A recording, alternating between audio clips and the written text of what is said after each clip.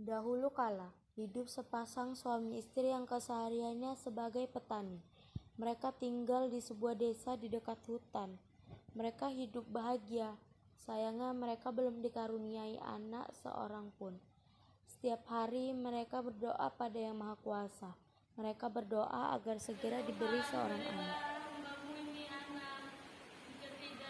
Hari, seorang raksasa melewati tempat tinggal mereka.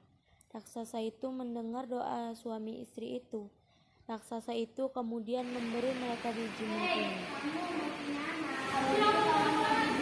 Kamu akan mendapatkan seorang anak. Terima kasih raksasa. Kamu sholat istirahat dulu ya.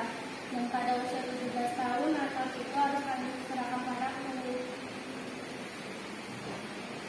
Ya, aku setuju. Tapi Bu,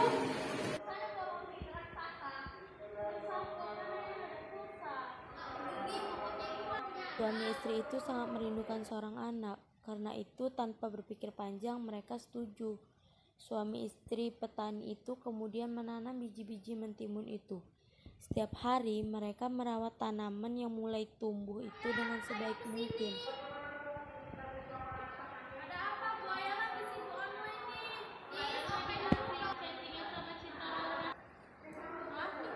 Buah mentimun itu semakin lama semakin besar dan berat.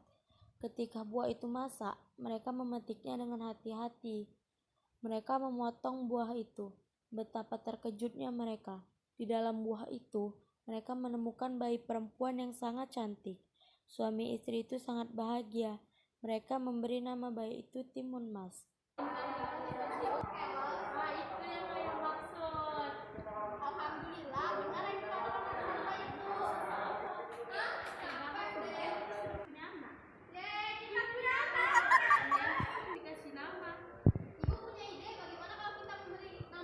Saking senangnya, mereka mengundang dangdut keliling untuk merayakannya. Tahun demi tahun berlalu. Sekarang umur Timun Mas 5 tahun. Dia tumbuh sebagai anak yang lebay dan alay. Dan dia sedang bermain bersama orang tuanya. Nah, ayah Timun Mas capek, akhirnya mereka istirahat di ruang tamu dan berbincang-bincang.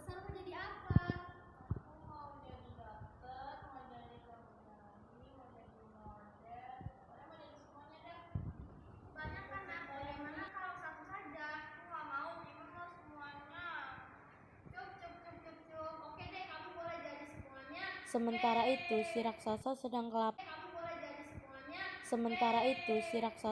kelaparan di dalam hutan karena menunggu Timun Mas berumur 17 tahun.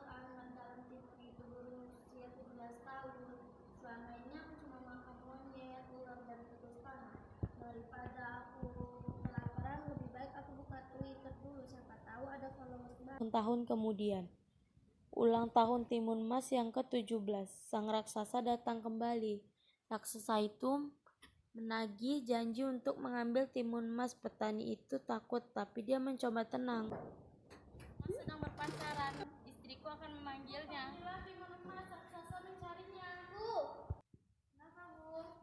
Ambillah ini, Nak. Ini untuk melawan raksasa. Hah? Raksasa? Kayak gini. Wah, aku takut.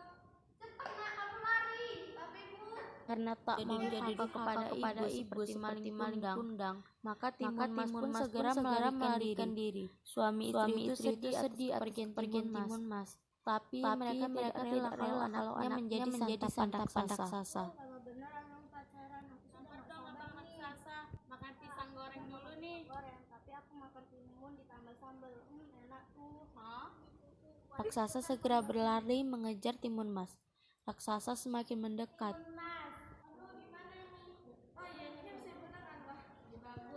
Tiba-tiba sebuah laut yang luas pun terhampar. Raksasa terpaksa berenang dengan susah payah. Timun Mas berlari lagi, tapi kemudian raksasa hampir berhasil menyusulnya. Seketika pohon dengan ranting dan duri yang tajam menerpa raksasa. Sementara itu Timun Mas berlari menyelamatkan diri. Tapi raksasa sungguh kuat. Lagi-lagi hampir menangkap Timun Mas. Maka Timun Mas pun mengeluarkan benda ajaib ketiga. Ia menebarkan biji-biji mentimun ajaib. Seketika tumbuhlah kebun mentimun yang sangat luas. Raksasa sangat letih dan kelaparan. Ia pun makan mentimun yang segar itu dengan lahap. Karena terlalu banyak makan, raksasa tertidur. Timun Mas kembali melarikan diri. Ia berlari sekuat tenaga, tapi Timun Mas sangat ketakutan. Ia pun melemparkan senjatanya yang terakhir, segenggam terasi udang.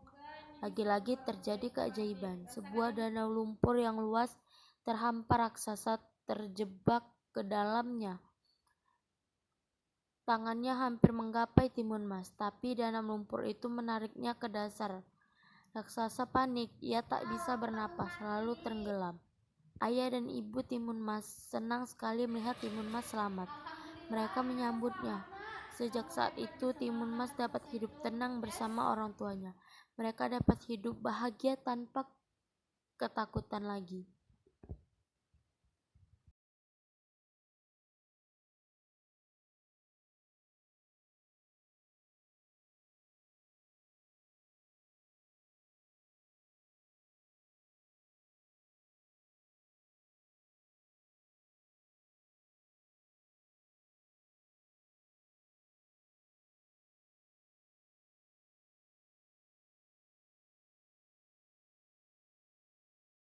Timun Mas sangat ketakutan. Ia pun melemparkan senjatanya yang terakhir, segenggam terasi udang.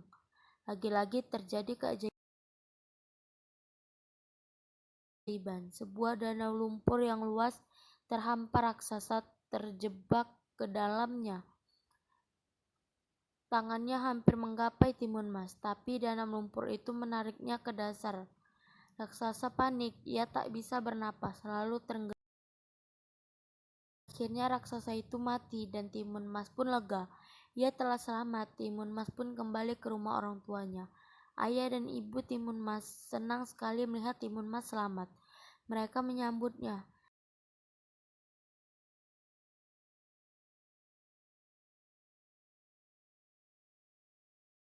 Sejak saat itu Timun Mas dapat hidup tenang bersama orang tuanya. Mereka dapat hidup bahagia tanpa ketakutan lagi.